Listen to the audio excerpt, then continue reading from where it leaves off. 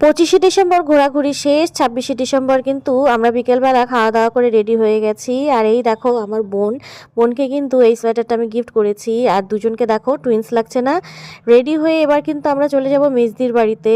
আর এই যে আমাদের মেঘবাবু কিন্তু রেডি, মামা কিন্তু যাচ্ছে না, কারণ মামার কিন্তু দোকানে আজকে অনেক কাজ আছে। এই দেখো আমার মেয়েও কিন্তু রেডি হয়ে গেছে।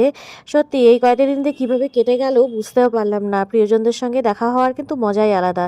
তো যাওয়ার আগে কিন্তু আমি আগে মিষ্টি ফল সব কিছু কিনে নিলাম, কেননা অনেক দিন পরেই কিন্তু দিদির বাড়ি যাচ্ছি। বিয়ের পরে কিন্তু এই প্রথম যাচ্ছি আমি।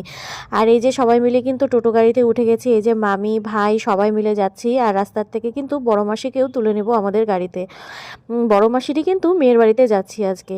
প্রিয়জনদের সঙ্গে দেখা হতে কার না ভালো লাগে বলো তো। আর এই দেখো কথা বলতে বলতে কিন্তু আমি এখন চলে আসলাম মিস্তি ভাইয়ের বাড়িতে। তো ওর বাড়িতে ঢুকে নিয়ে আগে তারপরে কিন্তু তোমাদের সবাইকে দেখাচ্ছি। এই হলো আমার মেজদি ভাই। তো ওর বাড়িতেই কিন্তু আজকে আসলাম। আর আজকে যেহেতু দ্বাদশী, ওর জন্য কিন্তু আমি আজকে বলেছি যে আমি কিন্তু একদম ভেজ খাবো।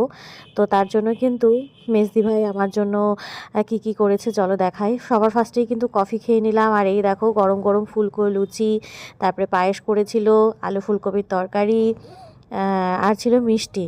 তো খাওয়া দাওয়া শেষ। দিদি দেখো আমাদের জন্য কিন্তু কামরাঙ্গা দিয়ে দিল। আর কামরাঙ্গাগুলো কিন্তু ভীষণই টেস্টি ছিল, ওদের গাছের কামরাঙ্গা।